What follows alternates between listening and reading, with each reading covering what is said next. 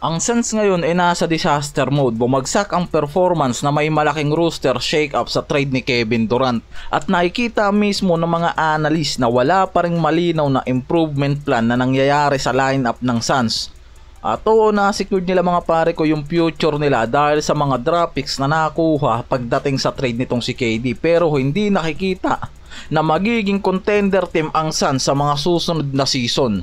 Isa sa mga dahilan kung bakit sinira ng Suns ang super team nila sa lineup mula kay Devin Booker, Bradley Beal at si KD dahil hindi naging epektibo ang trio na yan mula sa 36 wins at 46 lose nila na nangyari sa mga season na to. Sa halip kasi na maging title contender sila, naging isa silang underperforming team sa Western Conference. Kaya ngayon mas priority ng Suns ang malaking rebuilding pagdating sa kanilang roster. At kung sa rebuilding plan na ginawa ng Suns sinimulan nila dito kay KD, nakikita ng mga analyst na hindi pa dito nagtatapos ang Suns. Lalo na kung future contender ang nire-rebuild ng mga to, and possible na magbitaw pa yan ng mga star player na magagamit nila sa rebuilding ng roster.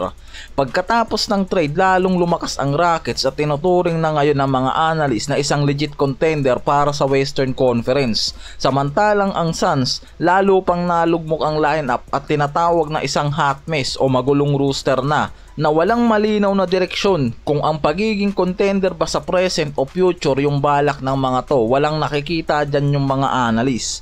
At yan naman yung pagkakataon para sa Lakers dahil nakikita ng mga analyst na pwedeng gamitin yan mismo ni Rob Pelinka ang pagkakataon habang nasa rebuilding ang Suns at makakuha ng opportunity na gumawa ng trade para makakuha ng mga main piece sa roster ng Suns.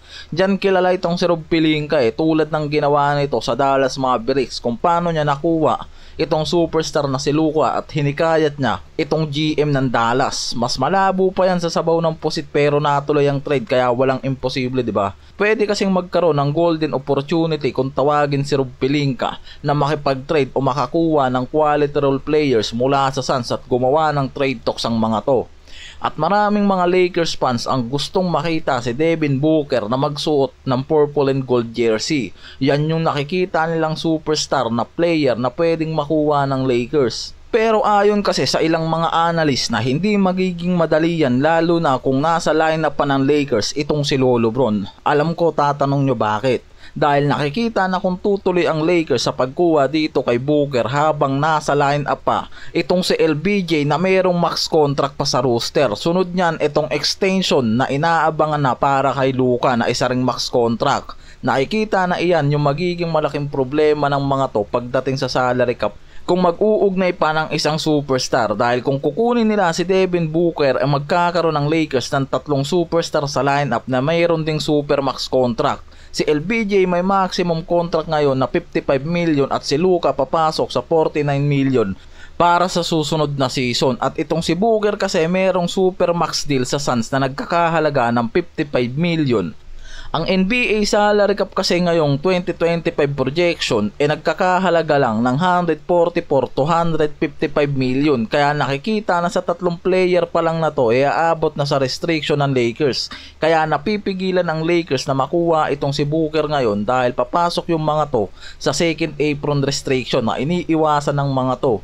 Kaya mas magiging realistic ang gagawing trade ng Lakers dito sa Suns para kila Royce O'Neal na 3&D wings o si Nick Richards na isang athletic center dahil sa ngayon hindi pa makukuha ng Lakers itong si Booker kahit maging available pa to sa trade market dahil sa dalawang max contract na meron ngayon ang Lakers. Sa kabilang banda, si Dalton Knecht nakikitang magiging target ng mga team para sa parating na off-season trade.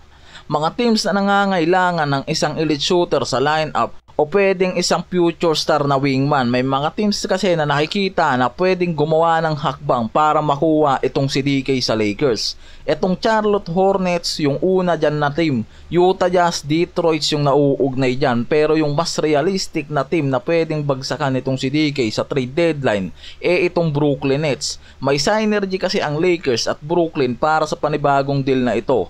Ang Brooklyn nasa rebuilding mode habang mayroong 50 million na cap space at maraming draft picks, samantalang ang Lakers naman kailangan ng athletic rim protector center na magiging fit kay Luka at LeBron James at dyan papasok si Nick Claxton. At makukuha ng Brooklyn Nets si Knecht na isang rookie na sharpshooter na mahusay sa scoring mula sa perimeter hanggang threes na possible magbigay ng instant offensive spark para sa Nets, kaya possible na itong Nets mismo ang lumapit sa Lakers para makuha ang promising rookie na pwedeng maging isang future star sa lineup ng team, na magbibigay kay DK ng isang magandang opportunity lalo na pagdating sa playing time at spacing sa lineup.